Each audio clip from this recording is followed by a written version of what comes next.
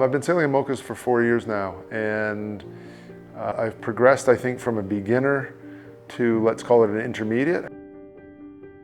This new boat, being a foiling IMOCA, is new to me. It's very different than my previous boat, and so there's a lot of stuff I need to learn. I think it's really important to separate your own sense of self from your success at learning something new. There's a lot of failure going on. It doesn't affect my motivation or my confidence. It actually builds it. Traveling from Canada to France to learn the boat is really difficult. It takes an overnight flight and then the balance of a day to get to the coast where the boat is located. And then I arrive jet lagged, having not eaten properly, and get on a boat with whatever weather happens to be there. It could be super light, could be super windy. Having the boat in Collingwood has allowed me to spend a lot of time on the boat. I'm essentially treating it as a full-time job, but still able to be home most nights for dinner and spend time with friends and family. So it's given me a way to balance everything, but get an immense amount of time on the boat. It's like I'm a skipper living in Lorient, but I'm a skipper living in Collingwood. The environment here is really good for learning, somewhat because we have less waves, so we can play with settings on the boat and see directly the effect of them without questioning, is it because the wave pattern is a little bit different than the other day.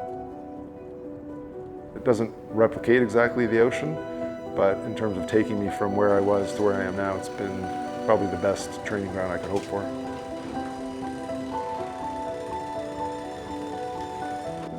Every day I'm running through maneuvers. I have checklists for those maneuvers. I'm pretty detail-oriented and believe in checklists. Tacking, jibing, reefing, shaking reefs, doing sail changes, and following the steps that I've defined and making improvements to those.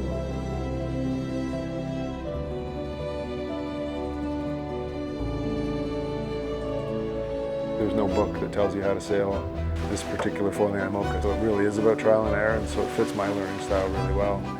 Tried it, didn't work, try something else. And the more you try, the more you'll find what works and what doesn't work. And the boat is a great teacher. It gives you instant feedback. It's a big machine and it barks pretty loudly if it doesn't like what you're doing. There's not a lot of room for forgiveness or for error.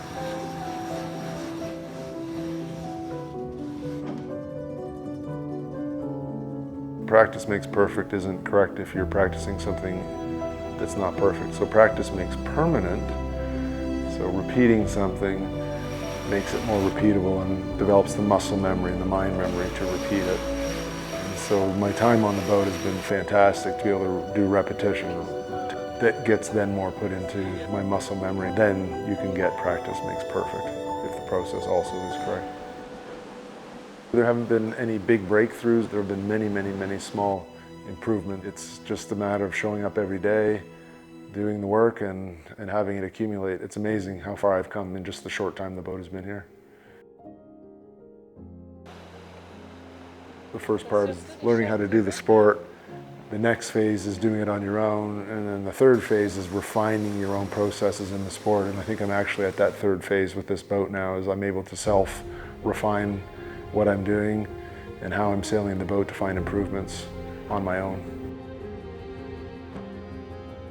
Every day I'm adding to my training list of things that I need to figure out. While I knock one thing off, I find another one that I need to figure out. And that's really the process of getting good at something, I think.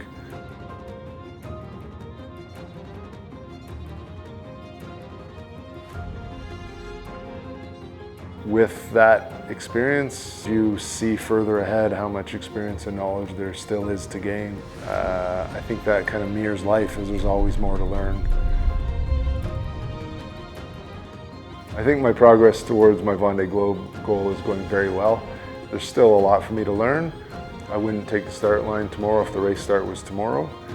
I do think I have a really clear idea of where I need to go, and I'm on a good path to get there.